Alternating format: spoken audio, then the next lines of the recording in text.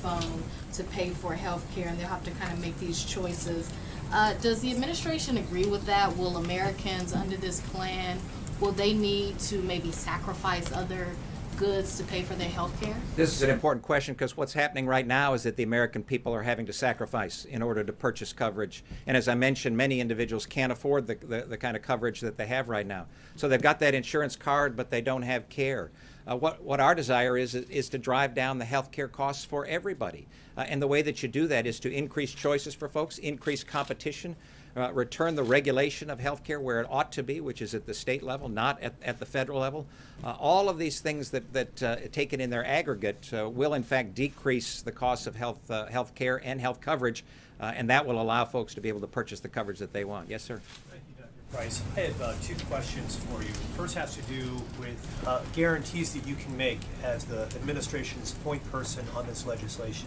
Can you guarantee that whatever legislation emerges and makes it to the president's desk will allow individuals, if they like their doctor, they can keep their doctor? And the second guarantee is, can you also guarantee that health care premiums for individuals will come down with this new legislation?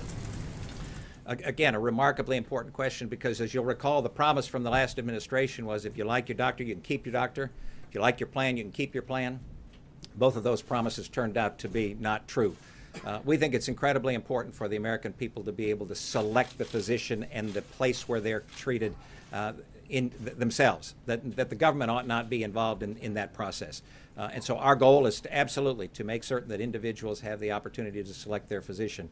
In terms of premiums, we believe strongly that through this whole process and as it takes effect, that we'll see a decrease in not only the premiums that individuals will see, but a decrease in the cost of health care for folks. Remember that was another promise that the previous administration made, that you'd see a decrease in $2,500 on average for families across this land. In fact, what they've seen is an increase of $2,500 or $3,000. So we're going to go in the other direction. We're going to go in a direction that empowers patients and holds down costs. Yes. Mr. Secretary, you are quite a distance away from conservatives with this plan, and the central part of it, which is tax credits, which they see as yet another entitlement, very similar to the entitlement of Obamacare. They're different in form. How do you convince them, since it's going to take tax credits to make this work, that they need to swallow this and move forward with the bill? I mean, you're getting an awful lot of opposition on this central tenet of this whole thing. This is all about patience.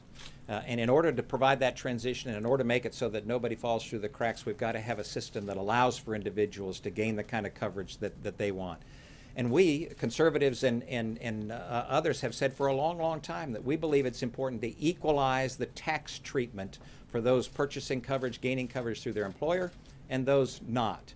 And the tax credit is the opportunity to be able to equalize that tax treatment. Folks have talked about this for many years, actually, so that there's not a distortion in the tax code for who's able to gain a benefit for being able to purchase coverage and not. Yes, ma'am. Mr. Secretary, you were talking about making sure people don't fall through the cracks. The last administration with Obamacare focused in on making sure the underserved were part of the equation. What is the safety net or the safeguard that you have to make sure to ensure people don't fall through the cracks beyond the tax incentives, but also for the underserved who are now part of, many are now part of the program that weren't before prior to Obamacare? This is extremely important as well, and the current system, as you likely know, for those vulnerable in our population, especially in the Medicaid population, this is a system that's broken. You've got a third of the physicians in this country, 1/3 of the doctors in this country that would be eligible to see Medicaid patients who aren't seeing Medicaid patients right now. And it's not because they've forgotten how to take care of patients, it's because of the rules that are in place that make it too onerous or too difficult for them to see Medicaid patients. So we believe that it's important to allow states to have that flexibility to fashion the program for their vulnerable population that actually responds to that population in a way that gives them the authority, them the choices, them the opportunity to gain coverage and the care that they believe most appropriate. Out that is not happening when you give it to the states? Is there some type of punishment or some type of piece that you're going to put in place to make sure that that happens, that they follow through on your intent? Yeah, there's absolutely. There's accountability throughout the plan that we have that would allow for the secretary and the department to be certain that the individuals that we believe need to be cared for are being cared for in the state at the appropriate level. But we believe this is a partnership. This is about patience and partnership. The previous administration tended to make it about government. We believe it's about patience and partnership, and we want to partner with every single person in this land who wants to make certain that we allow the kind of choices and quality to exist. Yes, ma'am. The president tweeted earlier today, he described this bill as our wonderful new health care bill. There's been a little bit of confusion. Does this represent the administration's bill? And is there anything in this bill that the administration cannot support? This has been a work in progress. As you know, this has been going on for over a year.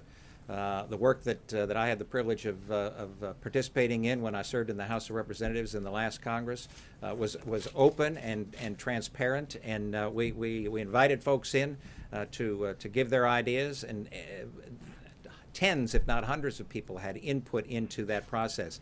This grew out of that, and over the past number of weeks we've been having conversations with folks on the Hill, in the House and in the Senate, and other stakeholders. And so this is a work product that is a result of all of that process. The President and the administration support this step in the right, what we believe is in the right direction, a step that repeals Obamacare and gets us moving in the direction of those principles that I outlined. Do you support everything? Yeah. It's in that bill that's sitting on the table, sir. Do you support everything that's in the bill sitting on the table, sir? Well, this is a work in progress, and we'll work with the House and the Senate in this process. As you know, it's a legislative process that occurs. I'm glad you pointed out the bills on the table there. As you'll see, this bill right here